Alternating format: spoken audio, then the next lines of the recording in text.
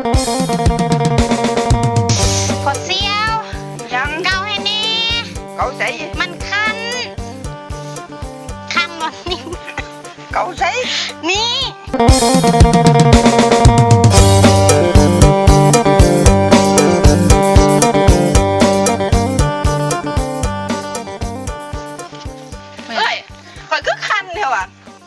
เป็นเนี่ยคันอ้าวคันแล้วมันคือว่าอาบน้ำใช่ไหมอาบแล้วมันก็ยังคันอุ้ยซ้ำเป็นเนี่ยหนูเสียเส้นมันอยู่ซื้อมาคันเนี่ยมึงแพ้ยังมันได้หมดใช่มึงก็เบิ่งคักเบิ่งแน่เนาะเอาเมื่อคันกูก็ซ่องเบิ่งได้จะกูเบิ่งยังไงเอาแป้งมาทาบ่มันแสบแป้งเย็นนะฮะมันแสบมึงอยากทาลงมากลับบ้านไปแหละโอ้ยมันเป็นปืนแดงมาละมึงยาเก่ามันโอ้ยมันคันแมวอ๋อโอ้ยจากมึงคันแล้วมึงเสียวกันแน่ก่อนแห้งไม่ได้แดกโดนอยู่ยังไม่ได้จะแตกอยู่บ่โอ้ยพอแล้วจะบอกโอ้เบิ่งดูอีหยังเกาอยู่คอยแน่โอ้ยแง่สิตายแล้วมือก็มีเก่าเองจ้ะน่ะโอ้ยคันเจ้าบ่เกาอยู่คอยก่อนบ่ไอ้เคยเกาอยู่คอยได้สั่งไม่สั่งว่าแต่สั่งว่าหัวกูได้อ้าวมาห้องก็กวดแล้วนะมึงเนี่ยเดี๋ยวว่าบ่ม่วนแท้มึงนะว่าบ่ม่วนน่ะมึงเอาผ้ามาหยังเอาไปสิมาอยู่นำมึงเนาะโอ้ยเห็นบ้านกูเป็นศาลา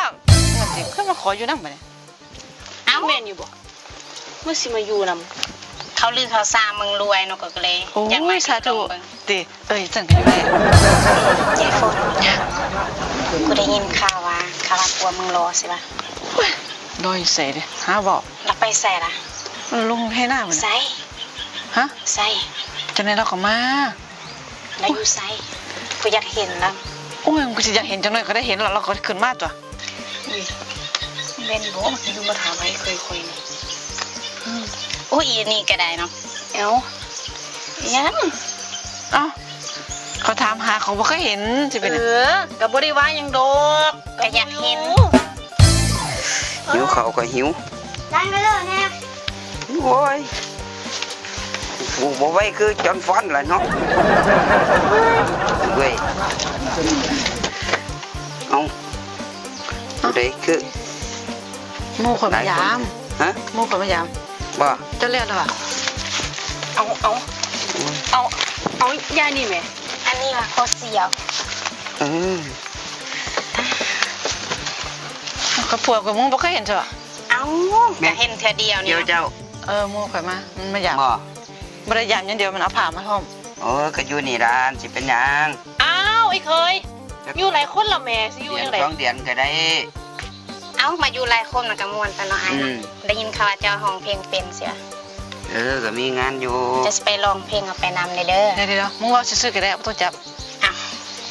ต้องจับก็สิเป็นหยังเด้อนี่ขอเสียสมเขาซาสมเขาลือแท้ๆเนาะเจ้าคือโลแท้ชาบัลโลตายเลยย่านอยู่เด้ย่านเนี่ยบ่ละ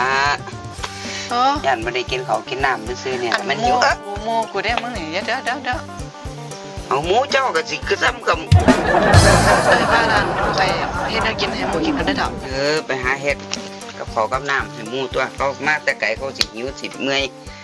แม่นบ่แม่สิตำหมูสู้กินเสียลบผ่านขึ้นเส้นมีกระโดดเนาะต่ำไปเป็นยังสั่นสิล่ะเมียข่อยคือเสียวเจ้าสิหูจักเกดอกเจ้าก็จะจังแม่นถือยาซาดันเด้อเนาะโอ้ตะกี้เราบ่ได้เป็นจังซี่ได้แม่นเคยข่อยพูดเบิ่งเจ้าของนี่ดำพอเสียวสิไปอาบน้ำกันฮ้อนก็อาบตัวน้ำออกอยู่ล่ะก็ออกอยู่น้ำไหลอยู่มีกางเกงน้ำมันมีบ่บู้มื้อนี่ซุมื้อก็มีอยู่ล่ะคันมีละเข้าไปนำกัน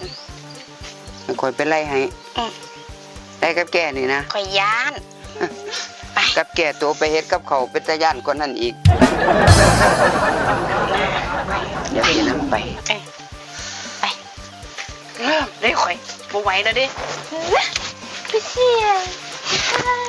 ไปอาบน้ำตะแกรง เกือบไปเลยสิ มึงเด้อเดี๋ยวกูสิจัดการมึงนั่นแหละเว้ย ยังอีก เว้ยเซ็งเว้ย ให้ก็เอื้อยอีกอีนี่เฮ้ย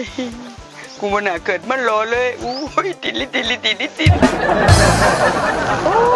อาบน้ำมากินเย็น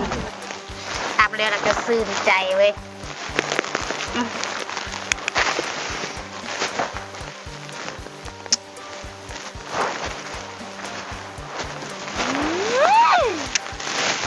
แม่เกี่ยวกับยาบูเอ้ยกับยาเขาสายคักๆเขาดิจัดให้เต็มทีม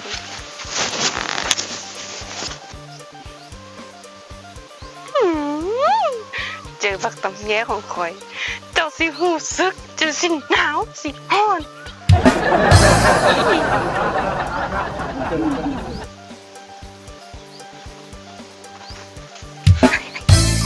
โอ้ยอยากเห็นคนขำเนี่ย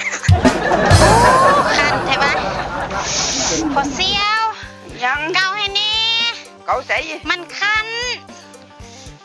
คันวันนี้ เกาใส่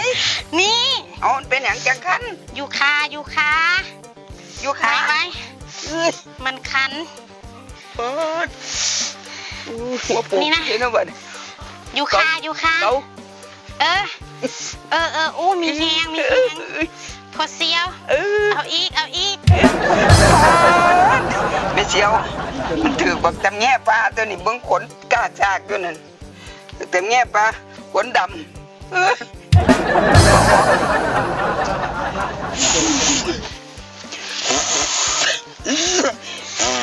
โอ้ยมีแหง